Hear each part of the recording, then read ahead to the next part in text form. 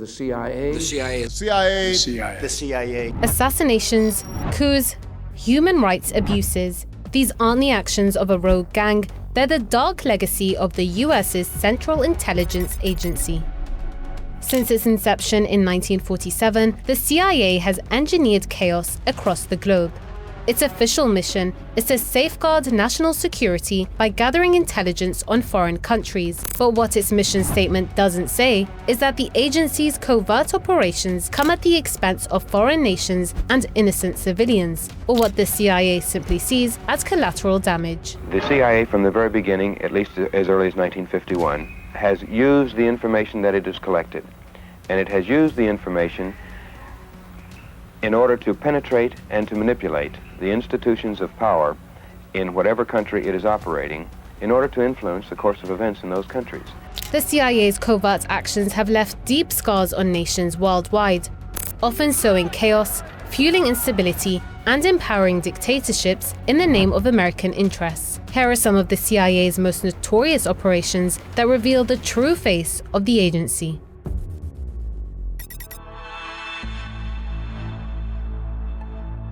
The CIA's practice of using humans as pawns in its quest for absolute control began on US soil.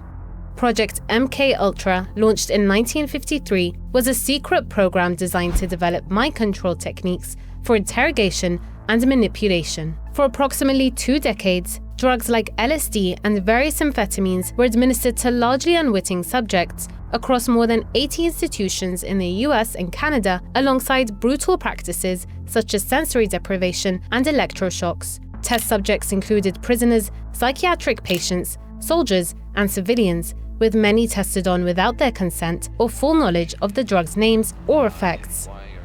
I was there for a while and I thought, I don't want to stay here, and I started to run away from the hospital, and they grabbed me and then they put me on sleep treatment. And they kept you asleep for 23 days.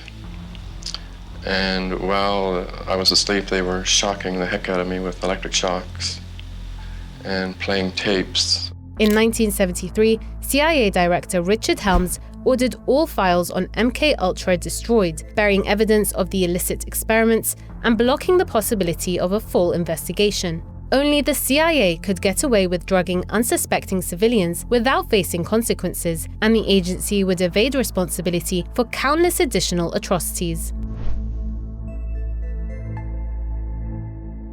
During the Cold War, the CIA secretly recruited hundreds of journalists, editors, and media executives working for domestic and international media. The goal? To control the news and spread US propaganda by funding a vast network of media operatives. The plan was simple: fund a network of influential media pundits to control and restrict the narrative to what best served the US's interests. At CBS, we had been contacted by the CIA. As a matter of fact, by the time I became the head of the whole news and public affairs operation in 1954, ships had been established, and I was told about them and asked if I'd carry on with them. In 2017, WikiLeaks published what it called Vault 7, a trove of CIA documents revealing the agency's ability to hack into smartphones, computers, smart TVs, cars, and even internet routers. The documents expose how the CIA's surveillance programs could capture texts, voice calls, and data from Apple, Google, and Android devices, giving the agency unprecedented access to private lives worldwide. Whether tapping into the minds of Americans, controlling mainstream media, or hacking the device in your hand, the CIA's goal has been consistent: to infiltrate and influence.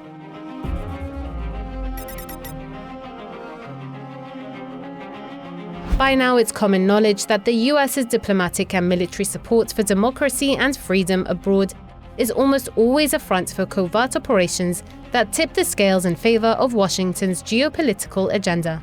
Any movement that comes to power with the idea of providing for all the people and of escaping the control of the United States and its economy, let's say the corporations and so forth, then that is bad news here in the United States in the upper circles of power. When Iranian Prime Minister Mohammad Mossadegh came to power in 1951, his nationalist government had a very different vision for ruling the country than the pro-Western elites of Iran. Determined to reclaim their country's own resources, the Iranian parliament voted to nationalize Iran's oil industry, which up until that point was under British control. Unwilling to lose their grip on oil-rich Iran, the CIA, alongside British intelligence, orchestrated a coup in 1953 to overthrow Mossadegh and confer full power to Shah Mohammad Reza Pahlavi, who had inherited power in 1941 as part of the Pahlavi dynasty. With the approval of then US President Dwight Eisenhower, the CIA funded propaganda, bribed Iranian officials, and incited protests, culminating in Mossadegh's arrest and the reinstatement of the Shah, who handed 40% of Iran's oil fields to US companies. The Iranian coup was the first foreign intervention orchestrated by the CIA that overthrew a democratically elected government. Its success set a dangerous precedent for more meddling in coups across the world. Just 1 year later, in 1954, the US once again decided it needed to dispose of a foreign leader in favor of a Western sympathizer. This time, it was Guatemalan President Jacobo Arbenz, due to what the US viewed as communist-leaning reforms that would compromise the exploitative labor practices of the United Fruit Company, an American corporation.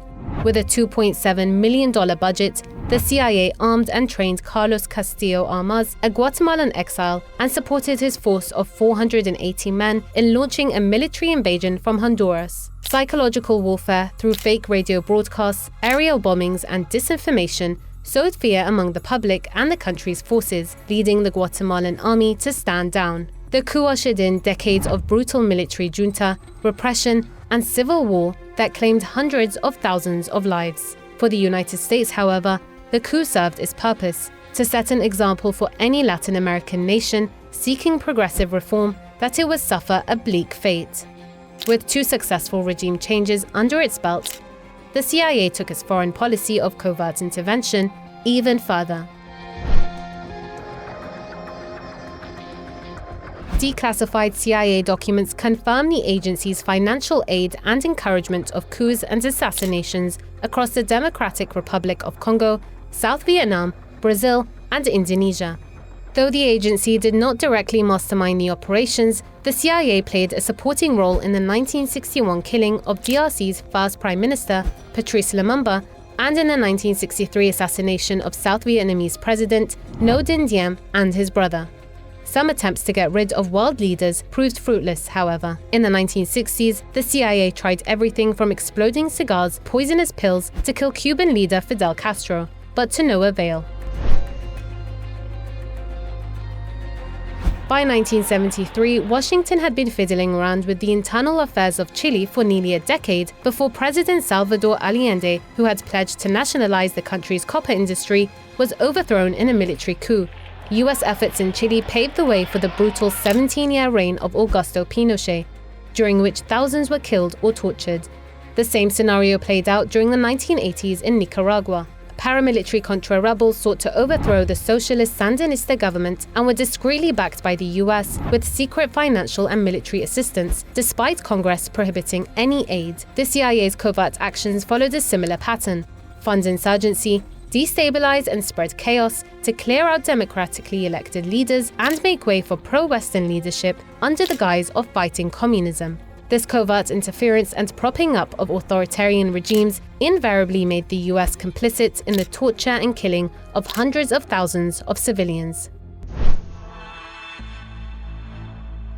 For a decade, the US used Afghanistan as a proxy battleground to confront the Soviet Union by funding and arming Afghan Mujahideen fighters. This effort began months before the Soviet invasion of the country in 1979, as opposition to Kabul's communist government was growing. Seeing an opportunity to provoke the Soviets into a costly conflict, the CIA funneled billions of dollars towards anti-communist fighters to fight a brutal decade-long war against the Soviets, ultimately ending in a Soviet withdrawal.